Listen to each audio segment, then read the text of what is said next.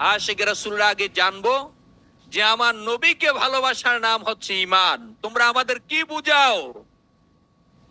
তোমরা আমাদের বুঝাইবা কি? নবী বিহনে ধর্ম নাই, কথা বলেন ঠিক না? রাসূল বিহনে ধর্ম নাই। কারণ আজকে ধর্ম সম্পর্কে যা জানছি, আজকে ধর্ম যার উসিলায় পাইছি, ওই রাসূলকে ছাইরা দিলে ধর্ম থাকে কি?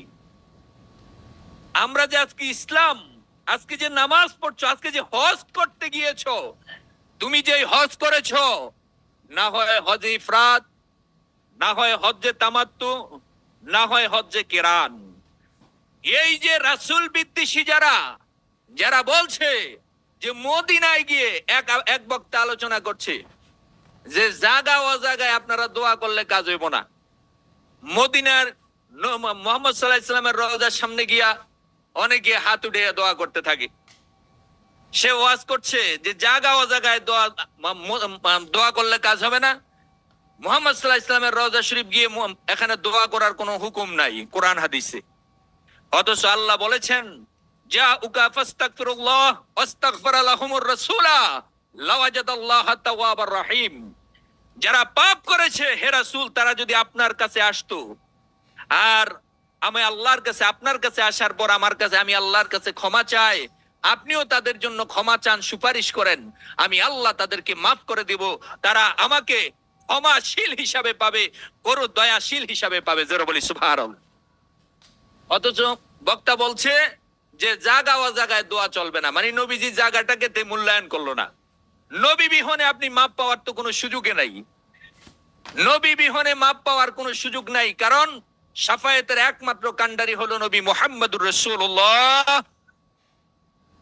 মুমিন হওয়ার প্রধান শর্ত হচ্ছে মুহাম্মদ সাল্লাল্লাহু আলাইহি সাল্লামকে ভালোবাসা। যাকে অনুসরণ করে আমি আর আপনি হজ করতে গেলাম, বা যারা গিয়েছেন, বা যারা সেখানে গিয়েও বলছেন যে মদিনায় যাওয়া দরকার নাই, আপনি যে হজটা করছেন, হজটা শিক্ষা দিছে কি? এই হজটার আবির্ভাব করেছে কি?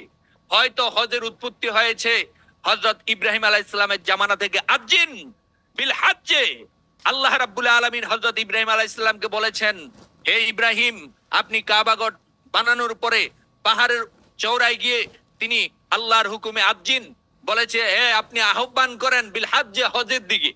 এই হজের উৎপত্তিটা, যদিও এই যে এখন যে আমরা লাব্বাইক লাব্বাইক বা সেখানে গিয়ে হাজির হচ্ছি, সিস্টেমটার উৎপত্তি হয় হযরত ইব্রাহিম আলাইহিস সালামের জামানায়। কিন্তু এটার এই যে পরিপূর্ণ রূপ, আজকে যে আমরা এই যে তিন প্রকার হজ, কেউ হজ্জে ইফরাদ করছেন, কেউ হজ্জে তামাত্তু করছেন, কেউ হজ্জে কিরান করছেন, কে যার যেটা ভাল লাগছে করছেন, যার যে সুযোগ মতো করছেন।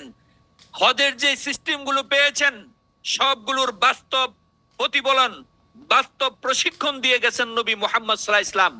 নবীজি যেমনি শিক্ষা দিয়েছেন, এর আদলের বাহিরে করলে আপনার হজ হচ্ছে না। যেই শিক্ষকের কাছ থেকে হজ পাইলেন, ওই শিক্ষকের বাড়িতে যাওয়ার পরে বলছেন যে তার রওজায় যাওয়া সহি না, তার রওজায় যাবেন না। অথচ নবী বলেছেন, যে ব্যক্তি হজ করার পরে আমার রওজা শরীফ এসে জিয়ারত করলো, আমি তার জন্য সুপারিশকারী হয়ে যাব। জোরে বলি সুবহানাল্লাহ। সুতরাং আশিক রাসূলেরা, এই যে দরবার শরীফে আমরা আসা যাওয়া করছি, এটা আল্লাহর ওলি আমার বাবা দেওয়ানবাগীর দরবার। বর্তমান আমাদের মহান ইমাম দয়াল কুদরতে খোদা মাদ্দাজিল্লুল আলী, যিনি আমাদেরকে প্রকৃত আশিক রাসূল হওয়ার সুমহান শিক্ষা দিবানিশি দিয়ে যাচ্ছেন। এই শিক্ষা নিজেরা যেমন ধারণ করব, যারা রাসূল বিদ্বেষী তাদেরকে আমরা বুঝাবো। আমাদের কাছে তো আর অস্ত্র নাই, আমাদের কাছে তো হাত পাও দিয়ে মারামারির সিস্টেম নাই। আমাদের কাছে আছে হচ্ছে আমরা মুখে বুঝাবো। তিন প্রকার বাধা হাদিস শরীফে এইভাবে এসেছে। যখন তুমি একটা অন্যায় দেখবে, তুমি সর্বপ্রথম তোমার হাত দিয়ে এটাকে প্রতিহত করো। যদি হাত দিয়ে প্রতিহত না করার ক্ষমতা তোমার না থাকে, তাহলে তুমি মুখ দিয়ে প্রতিহত করো। অর্থাৎ আপনি একজন মানুষকে বা একজনকে অন্যায়ভাবে মারছে, আপনার ক্ষমতা আছে মুহূর্তের ভিতরে গিয়ে হাত দিয়ে সরাই দিলেন, এই তুমি জুলুম করছো, সরো। কিন্তু এই পাওয়ারটা আপনার নাই। তখন আপনি কি করবেন? 2 নাম্বার, আপনার হচ্ছে মুখে বলো, ভাই ভাই তাকে মাইরেন না, কারণ আপনি সেই পর্যন্ত যাইতে পারবেন না। দূর থেকে একটু আহ্বান করছেন যে ভাই তাকে মাইরেন না, জুলুম করেন না, অন্যায় করেন না। এটা হলো দ্বিতীয় প্রকার। আর মুখেও যদি এমনও আছে যে মুখে বললে নিজের অবস্থা খারাপ হয়ে যাবে, তাহলে 3 নাম্বার পয়েন্ট আল্লাহ নবী বললেন যে তুমি মনে মনে ঘৃণা করো। তবে নবীজি বললেন হাযা দাইফুল ঈমান, যদি তুমি মনে মনে ঘৃণা করো, হাত দিয়া প্রতিহত করতে পারো না, মুখে প্রতিবাদ করতে পারো না, মনে মনে ঘৃণা করো, তবে এটাও তোমার প্রতিবাদ। তবে জেনে রাখো দাইফুল ঈমান, এটা হচ্ছে তোমার দুর্বলতম ঈমান। এটা দুর্বল ঈমানদারের কাম। প্রকৃত আশিক রাসূল যারা, তারা মুখে প্রতিহত করবে। যেখানে দেখবে নবী বিদ্বেষী কাজ চলছে, সে হাত দিয়ে না পারলো মুখে বলবে যে না ভাই আপনি রাসূল বিদ্বেষী কথা বলেছেন, আসলে ব্যাপারটা এরকম না। আমরা দেওয়ানবাগ দরবার শরীফ যাই, আমাদের মুর্শিদ কিবলা আমাদের শিক্ষা দিয়েছেন, আমাদের বর্তমান মহান ইমাম শিক্ষা দিয়েছেন, রাসূল বিহরে আল্লাহকে পাওয়ার কোনো সুযোগ নাই। জোরে বলি আল্লাহু আকবার। যে রাসূল বিহরে আপনি ধর্মকর্ম করে মুক্তি পাওয়ার কোনো সুযোগ আছে? তাহলে আমরা কি আমাদের রাসূলের পথে আগায় যেতে চাই কি চাই না? জোরে বলি চাই কি চাই না? নিজেরা যেমন প্রকৃত আশিক রাসূল হব, আমাদের মহান ইমাম যেভাবে আমাদের আহ্বান করছেন যে আমরা প্রকৃত আশিক রাসূল হতে হবে, প্রকৃত আশিক রাসূল হওয়ার জন্য আমাদের মনপ্রাণে রাসূলকে ভালোবাসতে হবে।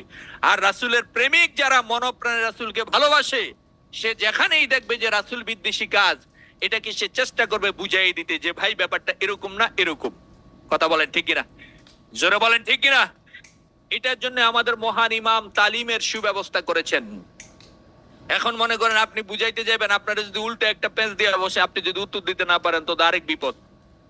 ঠিক কিনা বলেন? আপনি বুঝাইতে গেলেন নবীর প্রেম, আপনার উল্টায় জিগেলো ভাই হুজুর দোয়া কোনটা বলেন তো, আপনি বললেন যে ভাই আমি হুজুর নিয়তটা তো পারি না।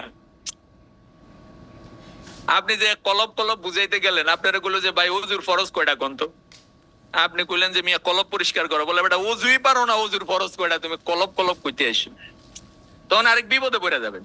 তাহলে আমাদের মহান ইমাম চাচ্ছেন যে কলবের বিদ্যায় আশিক রাসূলের বিদ্যান হবে, ইলমে জাহিরের উপরও তারা বিদ্যান হবে। আল্লাহু আকবার বলেন। নাকি দরকার নাই? না কলব কলব কলব তো পরিষ্কার করতেই হবে, পাশাপাশি ইলমে জাহির শিখতে হবে। মুহাম্মদ ইসলাম হলো ইলমে জাহির ওয়া বাতিন, ইলমে শরীয়ত এবং মারিফাত দুইটা মিল্লা। এই কারণে মহান ইমাম তালিমের ব্যবস্থা করছেন। তিনি আহ্বান করেছেন যে বাচ্চাদেরকেও তিনি তালিম দিবেন। কথা বলেন ঠিক কিনা? তাহলে এটা কি আপনারা রাজি না? রাজি আছেন না নাই? অনেকে ফোন দিয়া বলছে যে হুজুর এই তালিম কবে শুরু হবে, কেমনে রেজিস্ট্রি করতে হবে। আমি দেখলাম যে মহান ইমামের এই প্রচেষ্টায় আশিক রাসূলেরা আগ্রহ বেড়ে গেছে। তাহলে আমরা শরীয়তের বিধিবিধানগুলো শিখব, যেন আমরা একটা সত্য জিনিস উপস্থাপন করব ইলমে জাহিরের আলোকে, ইলমে বাতিনের আলোকে। আমাদের কাছে এমন একটা বিদ্যা আছে যে বিদ্যাটা নবী বিদ্বেষী যারা, তাদের কাছে নাই। আল্লাহু আকবার কইবেন না? কারণ তারা কলমের জিকির বুঝে না। উলাইকা কাল আনআম বাল হুম আদাল। আল্লাহ বলে যাদের কলব আছে, লাহুম কুলুবুল লা ইয়াফকাহুনা বিহা, যাদের কলব আছে কিন্তু কলব দিয়ে কিছু বুঝে না, আল্লাহ আল্লাহ জিকির নাই। ওয়ালাহুম আয়ুনুল লা ইউবসিরুনা বিহা, যাদের অন্তর চোখ আছে কিন্তু দেখে না। ওয়ালাহুম আযানুল লা ইয়াসমাউনা বিহা, যাদের অন্তরের কান আছে কিন্তু শোনে না। উলাইকা কাল আনআম, আল্লাহ বলে এরা হলো পশু। বাল হুম আদাল, আল্লাহ বলে পশুর চেয়ে নিকৃষ্ট। সুতরাং আশিক রাসূলদের কলব জিন্দা। আল্লাহু আকবার বলেন। আল্লাহু আকবার বলেন। ও মুর্শিদ, প্রথম সবক দিলা গো মুর্শিদ, কলব লতিফায় গো মুর্শিদ, কলব লতিফায়। একম কাজে দশম কাজে, একম কাজে দশম কাজে, আল্লাহ আল্লাহ শোনা যায় কুল মানস, পিহিলাম গো মুর্শিদের নূরের পায়। আল্লাহু আকবার। সবক দিছিল কোথায়? জোরে বলেন না। কলবে, কলবে। কলব কোথায়? একজনকে জিজ্ঞাসা বাবা জান একটু জামাটা উঠান, এই যে এমন জায়গায় কলব দেখাইতে গেল, লজ্জা পড়ে যাওয়ার মতো অবস্থা। কলব বাম স্তনের 2 আঙ্গুল নিচে লতিফায় পাল বাবা আদম আলাইহিস সালামের জিরে কদম। এই কলব লতিফায় সবক দিয়েছেন আমার মুর্শিদ কিবলাজান। বর্তমানে এই কলব লতিফায় সবক দিচ্ছেন আমাদের মহান ইমাম ডক্টর কুদরতে খোদা মাদ্দাজিল্লাহুল আলী। এই কলব লতিফায় আল্লাহ আল্লাহ জিকির আছে আশিক রাসূলদের, কিন্তু যারা নবী বিদ্বেষী তাদের কলব জিন্দা না। সুতরাং আপনি বুঝতে পারবেন যদি আলমে জাহের আপনার জানা থাকে, পাশাপাশি কলব যদি সক্রিয় থাকে, তাহলে মহান ইমামের একটা মদদ, একটা রুহানি তাওয়াজ্জু আপনি পাবেন। যখনই বিপদে পড়েন, যখনই মানুষের সাথে কথা বলতে যান, মহান ইমামের নুরানিময় চেহারা মোবারক খেয়াল করে আল্লাহ সাহায্য চাইবেন। মুর্শিদের নুরানিময় চেহারা মোবারক খেয়াল করে আল্লাহর সাহায্য চাইবেন, দেখা যাবে যে আল্লাহ সাহায্য করবে। আলহামদুলিল্লাহ বলেন। সুতরাং আমরা 2টা বিদ্যায় বিদ্যান হতে চাই। কয়টা? জোরে বলেন কয়টা?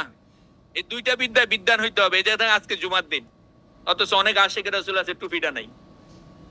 রাগ করছেন নাকি? শরীয়তটা শিখতে হইলে কিছু টুপির দিকেও যুক্ত হইব।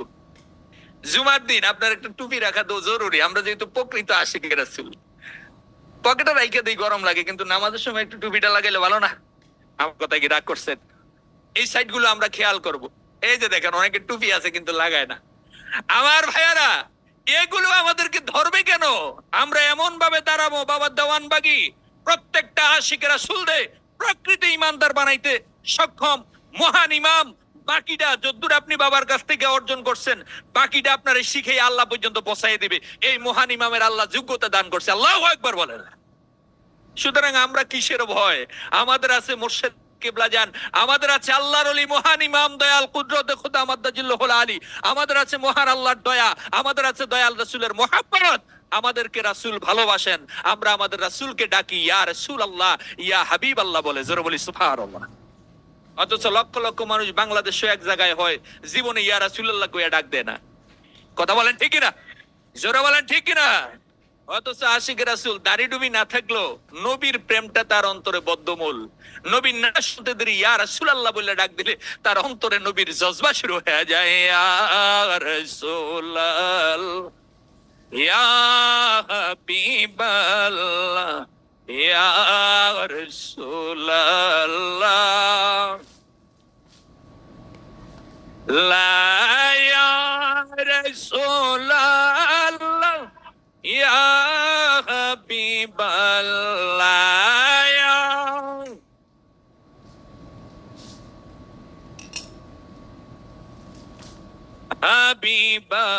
হাবিবাল্লাহ, ইয়া রাসূলুল্লাহ, লা ইয়া রাসূলুল্লাহ।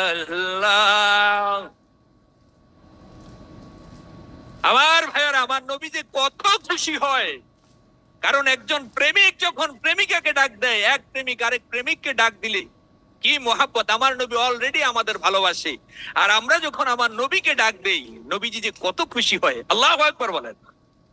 সুতরাং আমরা আমার নবীর আদর্শটা সঠিকভাবে শিখবো, মহান ইমামের কথা মতো চলবো। মহান ইমাম আমাদেরকে যেভাবে এলমে শরীয়তের আমল আখলাস গুলোর প্রতি আহ্বান করছেন, এলমে মারিফাতের তালিম দিচ্ছেন, আমরা পরিপূর্ণভাবে এই বিদ্যাগুলো শিখে আল্লাহর সন্তুষ্টি অর্জন করতে চাই। চাই কি চাই না? জোরে বলি চাই কি চাই না?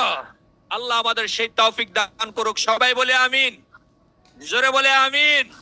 ওয়া আখির দাওয়ানা আলহামদুলিল্লাহি রাব্বিল আলামিন। আসসালামু আলাইকুম ওয়া রাহমাতুল্লাহ।